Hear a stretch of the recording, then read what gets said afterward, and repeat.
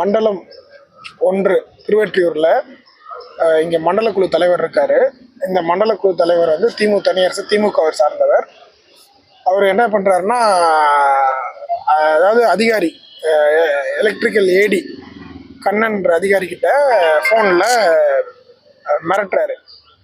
பணம் கேட்டு ரொம்ப ஒரு தகாத வார்த்தையில் ஒரு அதிகாரியை இவ்வளோ கமிஷன்லாம் வாங்கி சாப்பிட்றீங்களே, எங்களுக்கு பில்லை கிளியர் பண்ணு அப்படின்ட்டு. ஸோ ஒரு அதிகாரியை வந்து இப்படி மிரட்டல் விடக்கூடிய இந்த மண்டல குழு தலைவர் வந்து இதுக்கு தார்மீக பொறுப்பெடுத்து ராஜினாமா செய்யணுன்றதை நாங்கள் கோரிக்கை வைக்கிறோம். ஏன்னா ஒரு அதிகாரிக்கே பாதுகாப்பு இல்லாத அளவுக்கு தான் இன்னைக்கு இந்த மண்டலத்தில் நடந்துட்டு இருக்கு. இந்த மண்டல குழு தலைவர் வந்து இவ்வளோ மோசமாக நடந்துக்கிறாரு. அதுவும் ரொம்ப வந்து ஒரு அன்பார்லிமெண்ட்ரி வேர்டில் வந்து திட்டுறாரு. ரொம்ப மோசமான வார்த்தைகளை பயன்படுத்துறாரு. நீ இந்த ஜோன்லேருந்து உன்னை மாற்றிடுவேன், என் கட்சிக்காரனுக்கு நீ பணம் கொடு. இவர் வந்து கமிஷன் வாங்கி இதில் என்னெல்லாம் உறுதியாகுதுன்னா, இவர் பண்ணக்கூடிய ஊழல் உறுதியாகுது, அதிகாரிகளுக்கு வந்து எந்த விதத்துலையும் எந்த மரியாதையும் இல்லை அப்படின்றது உறுதியாகுது. ஸோ இந்த மண்டலத்தில் இத்தனை ஆண்டு காலமாக இவர் இங்கே அராஜகம் பண்ணுறாருன்றத இந்த ஆடியோ மூலமா உறுதியாகுது.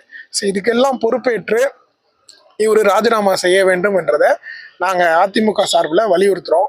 ஸோ இது ராஜினாமா செய்கிற வரைக்கும் இந்த போராட்டம் தொடரும். இங்கே நாங்கள் இப்போ வந்து இதை வந்து மீடியா மூலயமா வலியுறுத்துகிறோம். இவர் இதை தாண்டி ராஜினாமா செய்யாமல் இந்த அராஜக போக்கை பண்ணிகிட்டே இருந்தார்னா தொடர்ச்சியாக இது சம்பந்தமான போராட்டங்கள் நாங்கள் செய்வோம். இது எப்போ அதை பற்றி நமக்கு தெரியல. இந்த ஆடியோ வந்து இதில் நியூஸ் ஜேல வந்துச்சு, அதுக்கப்புறம் வெளியில் வந்து வைரல் ஆகிட்டு இருக்கு. ஸோ இதை பார்த்த உடனே எங்களுக்கு ரொம்ப வருத்தம் தான் அளிக்குது.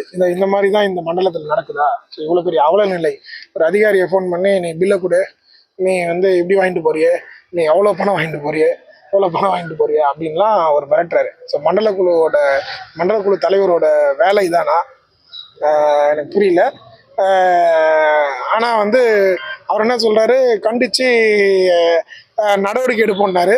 ஸோ இவர் இது தார்மீக பொறுப்பெடுத்து அதிகாரிகளை வந்து மிரட்டுறாங்க, உருட்டுறாங்க. நான் கண்டித்து நேற்று கூட்டத்தில் இந்த ஒரு விவாதம் வந்துச்சு. ஸோ இப்போ இவர் பண்ணியிருக்கிறதுக்கு ஒரு ஆதாரம் வந்திருக்கு. இதுக்கு இவர் தார்மீக பொறுப்பெடுத்து அவரே ராஜினாமா செஞ்சுட்டாருன்னா அது நல்லாயிருக்கும். அவரே போய் அவர் கட்சியில் நான் தவறு பண்ணிட்டேன், வந்து நான் பதவி விலகிறேன்னு அவரே அந்த பொறுப்பை, அவங்க கட்சியில் இங்கே வந்து 13 கவுன்சிலர்ஸு திமுக கூட்டணி சார்ந்தவங்க தான் இருக்காங்க. ஸோ யாராவது ஒரு ஆள் நல்லா வழி நடத்தக்கூடிய வந்தாலும் நல்லாயிருக்கும்.